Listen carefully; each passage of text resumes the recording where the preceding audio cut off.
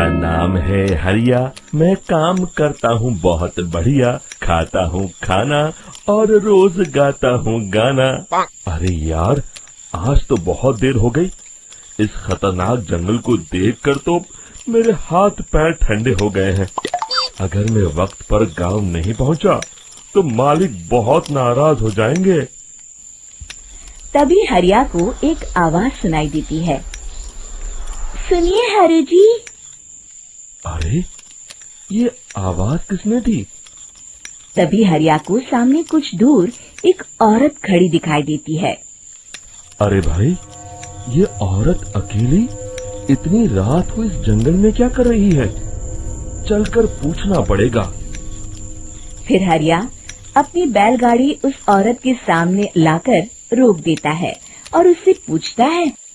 अरे सुनिए, आप इतनी रात को इस खतरनाक जंगल में अकेली क्या कर रही हैं? तभी वो औरत मीठी आवाज में कहती है, अरे हरु जी, आप आ गए। मैं कब से आपका इंतजार कर रही थी। वैसे तो यहाँ से काफी लोग गुजर चुके हैं, लेकिन मैं खास आपका इंतजार कर रही थी। अच्छा, तुम सच कह रही हो? मुझे तो यकीन नहीं हो रहा है। वो क्या है ना, आज तक किसी ने मुझसे इतने प्यार से बात नहीं की। हाँ हाँ हरु जी, मैं सच कह रही हूँ। अब देर मत करिए और जल्दी से मुझे मेरे घर तक छोड़ दीजिए। हाँ हाँ, कौन सी बड़ी बात है, अभी छोड़ देता हूँ। आप मेरे पीछे बैलगाड़ी में बैठ जाइए और मुझे रास्ता बताते चलिए। फिर वो औरत हरिया की बैलगाड़ी में बैठ जाती है और हरिया बैलगाड़ी हाँकता हुआ आगे चल पड़ता है। फिर उस औरत के बताए हुए रास्ते पर चलते चलते हरिया बैलगाड़ी लेकर एक काली गुफा के आगे आकर रुक जाता है।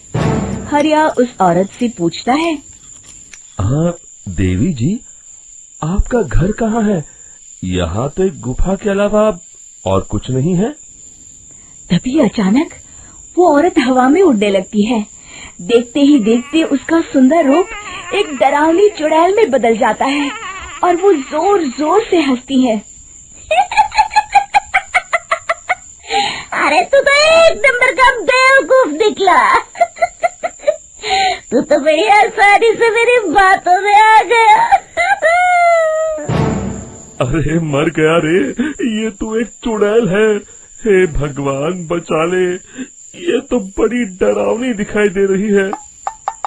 और फिर अगले ही पल हरिया की बैलगाड़ी में रखा सारा सामान हवा में उड़ता हुआ उस काली गुफा के अंदर चला जाता है और वो चुड़ैल भी उस गुफा के अंदर जाकर कहीं गायब हो जाती है। हरिया ये नजारा देख बुरी तरह घबरा और परेशान हो जाता है। अरे, ये चुड़ैल तो मेरा सारा सामान लेकर गुफा में गायब हो गई। अब क्या होगा?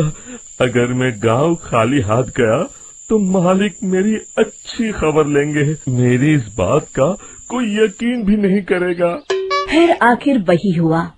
हरिया के मालिक चंपक सेठ को हरिया की किसी भी बात पर रत्ती भर भी यकीन नहीं हुआ। चंपक सेठ को लगा हरिया झूठ बोल रहा है और उसने ही लालच में आकर सारा सामान हड़प कर लिया है। फिर हरिया को बेईमान समझकर चंपक सेठ उसे काम से निकाल देता है। अगले दिन अपनी दुकान में परेशान बैठा चंपक सेठ गुस्से में बड़बड़ाता है। अरे, दुकान में तो सामान बिल्कुल भी नहीं है। अब मुझे ही शहर जाकर सामान लाना होगा। फिर वो अपनी बैलगाड़ी लेकर शहर चला जाता है।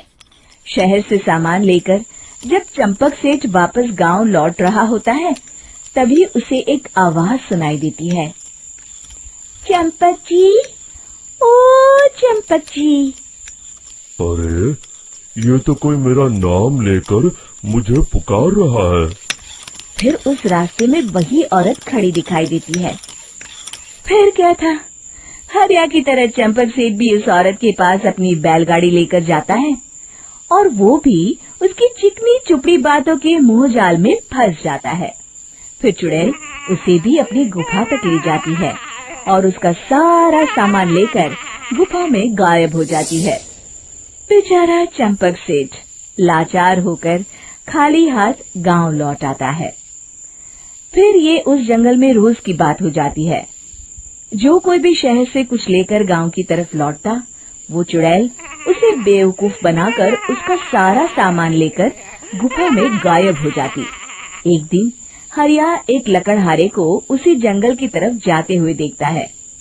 फिर हरिया उसे रोकते हुए कहता है, अरे भाई, क्यों अपनी मौत को दावत दे रहे हो? मेरी बात मानो, आगे जंगल में मत जाओ, वहाँ एक बड़ी भयानक चुड़ैल रहती है। लकड़हारा हरिया की बातों को नजरअंदाज करते हुए कहता है, अरे भाई, मुझे पहले ही बहुत देर हो चुकी है, मुझे जाने दो भाई। शाम तक लकड़ियाँ काट कर शहर के बाजार में बेचना है। तुम अपनी ये कहानी किसी फुर्सत में बैठे इंसान को सुनाओ, मैं तो चला। इतना कहकर लकड़हारा वहाँ से आगे जंगल की तरफ चला जाता है। फिर अगले दिन गांव के मुखिया के घर के बाहर बहुत सारे लोग जमा हो जाते हैं। तभी हाथ में कुल्हाड़ी लिए खड़ा लकड़हारा कहता है, अरे मुखिया जी, अब आप ही हमें बचाइए उस जंगल वाली चुड़ैल से। हमारा सारा काम तो शहर से ही होता है। अरे मुखिया जी, उस चुड़ैल की वजह से तो मैं पूरी तरह बर्बाद हो गया हूँ। हम सबको मिलकर उस चुड़ैल का कोई इलाज करना पड़ेगा।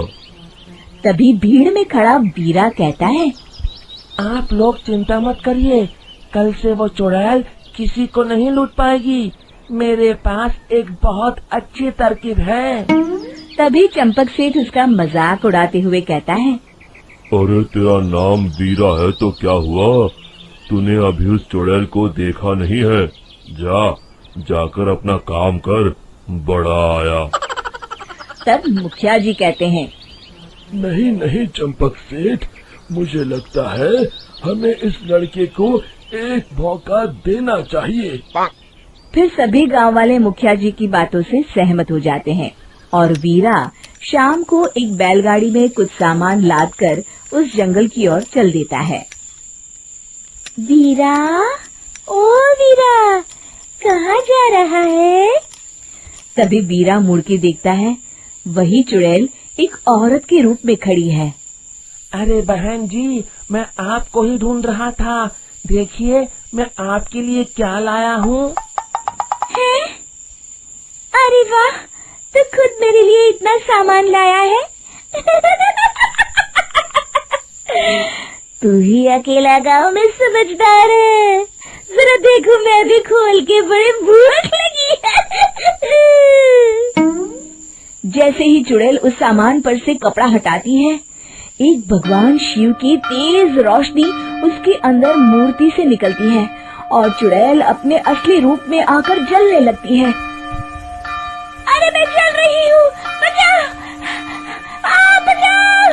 ओम नमः शिवाय, मर गई मैं! देखते ही देखते वो चुड़ैल राख के साथ उड़ जाती है और सभी गांव वाले भी वहां आ जाते हैं।